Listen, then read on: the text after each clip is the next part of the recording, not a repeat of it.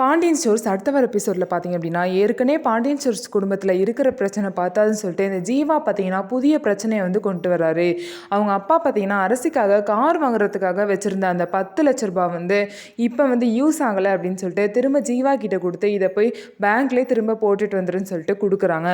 அதுக்கு பார்த்தீங்க அப்படின்னா ஜீவா வந்து மீனா கிட்ட வந்துட்டு இந்த மாதிரி அப்பா வந்து கார் வாங்கி வச்சுருந்த 10 லட்ச ரூபாய் திரும்ப போய் பேங்க்கில் டெபாசிட் பண்ண சொல்கிறாரு, இதை வந்து கொடுத்து நம்ம வந்து வேலை வாங்கலாமா உங்கள் அப்பாட்ட கொடுத்துன்னு கேட்குறாங்க.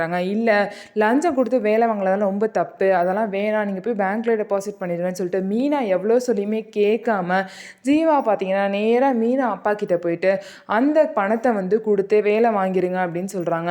உடனே பார்த்தீங்கன்னா இன்னும் 1 மாதத்தில் உங்களுக்கு கவர்மெண்ட் ஜாப் கண்டிப்பாக கிடச்சிரும்னு சொல்லிட்டு அவங்களும் வந்து நம்பிக்கை கொடுக்குறாங்க. இந்த மாதிரி உங்கள் அப்பாட்ட வந்து நான் பணத்தை கொடுத்துட்டு வந்துட்டேங்கிற விஷயத்தை பார்த்தீங்கன்னா ஜீவா வந்து மீனா கிட்ட சொல்கிறாங்க. இது ரொம்ப தப்புங்க, நீங்கள் பேங்க்கில் வந்து பணத்தை டெபாசிட் பண்ணல அப்படிங்கிற விஷயத்த போய் ஃபஸ்ட்டு வந்து மாமா கிட்ட சொல்லுங்கன்னு சொல்லிட்டு மீனா வந்து சொல்கிறாங்க.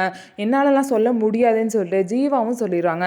இதுக்கப்புறம் மீனா வந்து உண்மையாக இருக்காங்களா, அந்த குடும்பத்துக்கு உண்மையாக இருந்தாங்க அப்படின்னா மீனா கண்டிப்பாக இந்த விஷயத்த போயிட்டு பாண்டியன் கிட்ட சொல்லிடுவாங்க. இல்லை, தன்னோட புருஷன் தான் முக்கியம் அப்படின்னு நினச்சா இந்த விஷயத்த மறைச்சிருவாங்க. இருந்தாலும் மீனா வந்து ஒரு நேர்மையான கவர்மெண்ட் ஆஃபீஸர் அப்படிங்கிற ஒரு பேர் எடுத்திருக்காங்க. அதனால கண்டிப்பாக இந்த விஷயத்த போய் பாண்டியன் கிட்ட சொல்ல தான் போகிறாங்க. இதுக்கப்புறம் என்னென்ன பிரச்சனைலாம் வெடிக்க போகுது அப்படிங்கிறத நம்ம பொறுத்திருந்து பார்க்கலாம். நம்ம வீடியோ உங்களுக்கு பிடிச்சிருந்தா நம்ம வீடியோவை லைக் பண்ணிக்கோங்க. அதுக்கப்புறம் மறக்காமல் நம்மளோட சேனலை சப்ஸ்கிரைப் பண்ணிவிட்டு பாருங்கள்.